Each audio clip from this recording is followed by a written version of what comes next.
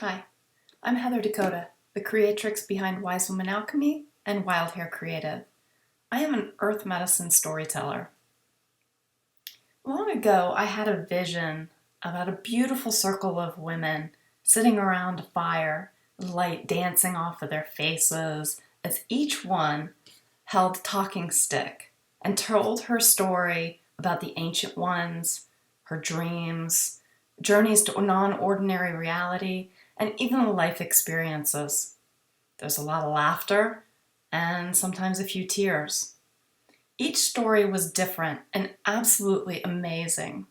The connections that everybody had were deep and profound.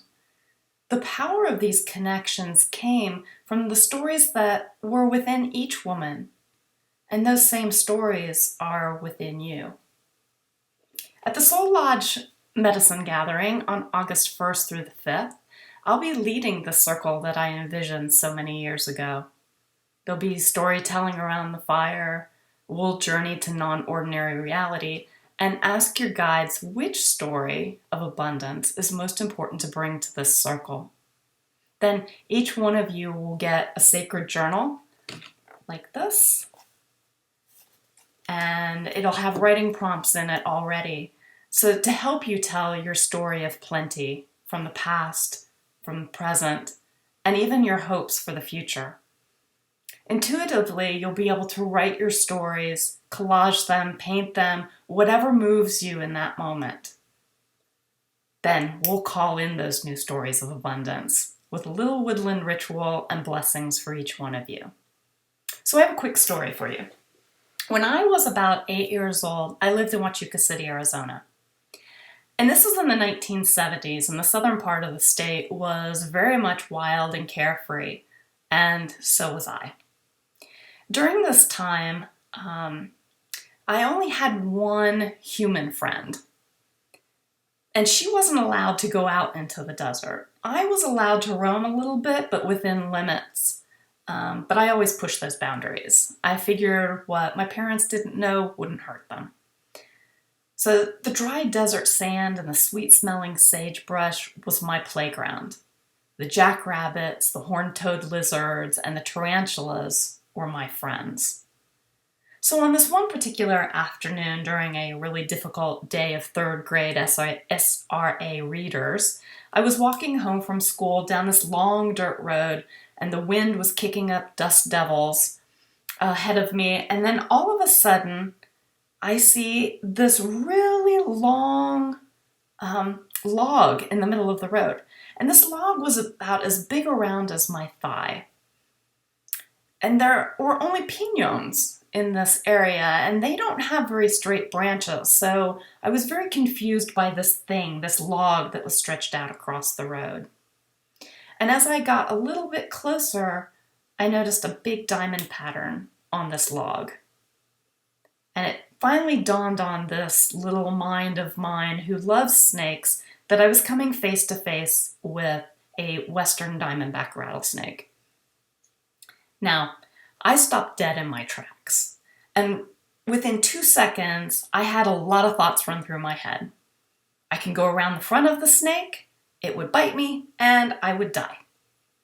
I would swing out into the piñons behind it, but it would turn around and bite me on the foot, and I would die. Or I could jump over it, and it would whip its head around, bite me on the calf, and I would die. So this was not acceptable to me. So I stood still and I watched this serpent. And I thought, how am I going to get home? I hadn't moved the entire time I was standing there. And it simply was sunning itself, I thought. I inched a little bit closer. Wow, it was a huge head. I mean, this is the biggest rattlesnake I have ever seen. And I'm sure its teeth were long and needle sharp. I took another step toward it, and I realized that it was very flat in the middle. This poor creature had been run over by a car. This granddaddy snake had seen its last sunrise. I began to cry, And at 8 years old, I was ready to face my own death, but not the snake's. I walked right up to it and I pet its scales. And tears were just pouring down my cheeks that were still dirt stained. I stepped over my fear and I ran all the way home. And then when I got there, my mom washed my face. She gave me a quick snack. And I immediately rushed out of the house. I grabbed my bike and I headed back to see this serpent one more time. I could not get it out of my mind. And when I got there, the snake was gone. I could not have been gone more than 20 minutes. It was probably more like 15. I looked in the piñons, there was nothing there. I looked in the sagebrush, nothing there either. Where does a 12-foot dead snake go? I don't know. I never did find out. And no one else saw this snake. Believe me, I asked everyone. And so that's an example of the stories that we're going to tell at the workshop. In this sacred space with this prompted journal, there'll be rituals, energy medicine, shamanic journeying, and a playground for your life stories. In this sacred circle, you'll be held, heard, witnessed, and supported by your sisters.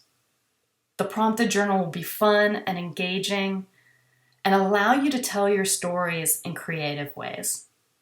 Our time together will include shamanic healing of the hurts and rituals to release old stories of scarcity and lack. Through it all, you'll receive gentle guidance and share your voice, claim your power, and the medicine that is within your stories. And what does this mean for you? Your words are amazing power, and your stories have the meaning you give them. The workshop will give you a chance to look at the abundance in your life and heal old stories. You'll be able to walk with the women in the earth medicine path who are there with you. Because healing begins the moment your stories are heard. We'll dive into the inner landscapes with our guides and our highest self, and we'll listen with sacred ears and own up to who we are in those stories. We'll play with the feelings, the truths, and actions that express our stories. You'll bring life into the medicine that is your story.